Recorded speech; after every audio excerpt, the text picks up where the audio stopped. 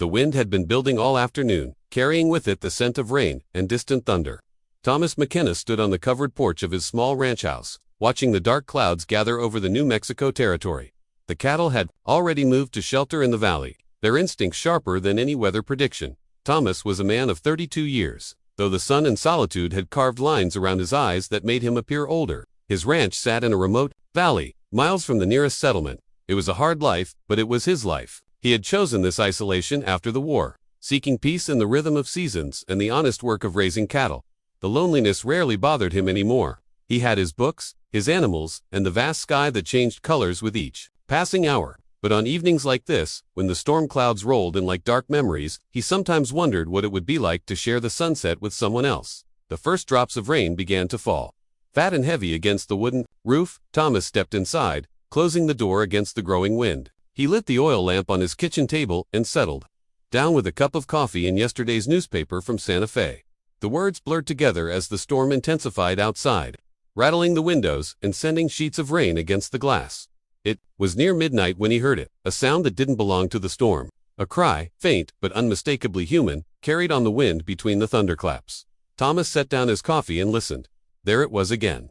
Someone was out there. In this weather, he grabbed his heavy coat and lantern, pushing out into the storm. The rain hit him like cold fists, soaking through his clothes in seconds. He held the lantern high, its weak light barely penetrating the darkness. "Hello," he called out, his voice swallowed by the wind. "Where are you?" He followed the sound, stumbling over rocks and fighting against the wind that seemed determined to push him back to his house. Near the creek that ran behind his property, now swollen with storm water, he found her. She lay crumpled against a fallen cottonwood tree, her long black hair plastered to her face by the rain. Her clothes were torn, and even in the poor light, Thomas could see the dark stain of blood on her shoulder. She was unconscious, her breathing shallow and quick. Without hesitation, Thomas scooped her into his arms. She was lighter than he expected, her body small and delicate despite the strength he could see in her hands and arms. He carried her through the storm, protecting her face from the rain with his coat. Inside his house, Thomas laid her gently. On his bed, by lamplight, he could see she was Apache, probably no more than 25 years old. Her injuries were serious but not life-threatening. A deep gash on her shoulder, cuts and bruises from what looked like a fall, and the exhaustion that came from fighting the elements. Thomas had learned some field medicine during the war. He cleaned her wounds carefully, his hands steady despite the unusual circumstances. As he worked, he found himself studying her face. Even unconscious and injured, she possessed a striking beauty. Her features were strong and proud, with high cheekbones and full lips that spoke of both gentleness and determination. He bandaged her shoulder and covered her with his warmest blankets. Then he settled into the chair beside the bed to wait and watch. The storm raged on outside, but inside the small house, there was only the soft sound of her breathing and the flickering shadows cast by the oil lamp. She slept for 2 days. Thomas checked on her regularly, bringing cool water for her fever and changing her bandages when needed. He spoke to her sometimes, not knowing if she could hear him, telling her about the ranch, the weather, the way the morning light looked on the mountains. On the third morning, he awoke to find dark eyes watching him from the bed. She was awake, alert, and clearly trying to understand where she was and who he was. "You're safe," Thomas said quietly, remaining in his chair so as not to frighten her.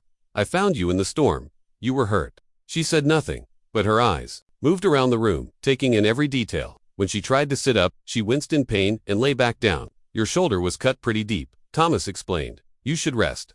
For the first time, she spoke. Her voice was soft but clear, her English careful but precise. "Why did you help me?" The question surprised him. "You needed help. Anyone would have done the same." She studied his face for a long moment.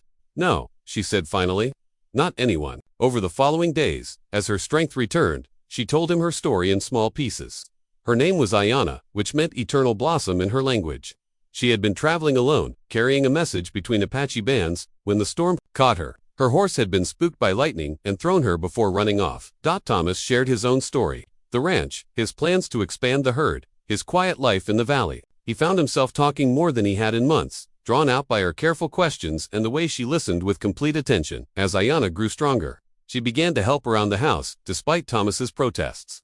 She cooked meals that tasted better than anything he had made for himself. She mended his torn shirts with skill that amazed him. She moved through his home with a grace that made the simple rooms seem warmer, more alive. But Thomas noticed something else. She never spoke of leaving. When he asked about her people, about returning to them, her answers were vague.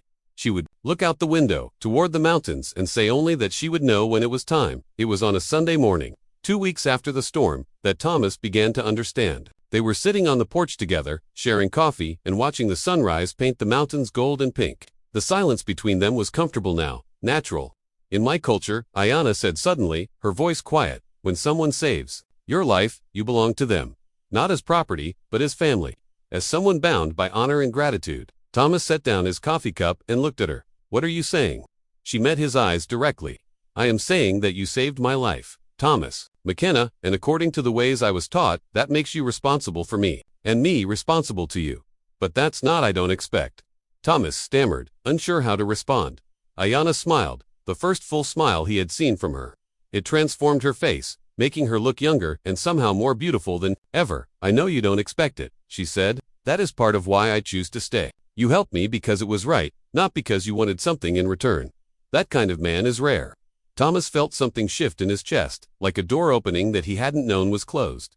And what do you want, Ayanna? She was quiet. For a moment, looking out at the land that stretched away from the porch. I want to belong somewhere. To someone who sees me as I am. I want to build something good with my hands and my heart. She turned back to him. I want to stay here, if you'll have me. The words hung in the morning air between them.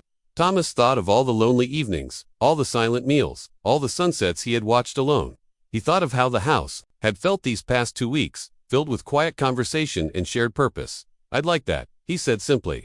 I'd like that very much. Ayanna reached over and took his hand. Her fingers were small but strong, calloused from work but gentle in their touch. Then it's settled, she said. The storm brought me to you, but I choose to stay. Thomas squeezed her hand gently.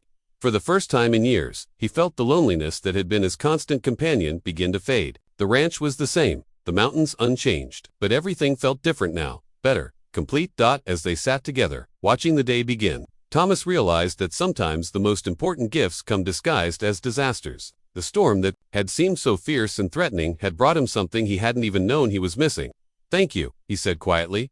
For what? Ayanna asked. For choosing to stay. She smiled again, that warm smile that made his simple porch feel like the center of the world. Thank you for giving me a reason to pink. The sun climbed higher, painting the valley in shades of gold and green. Somewhere in the distance, cattle lowed softly. A hawk circled overhead, riding the morning thermals. It was going to be a good day.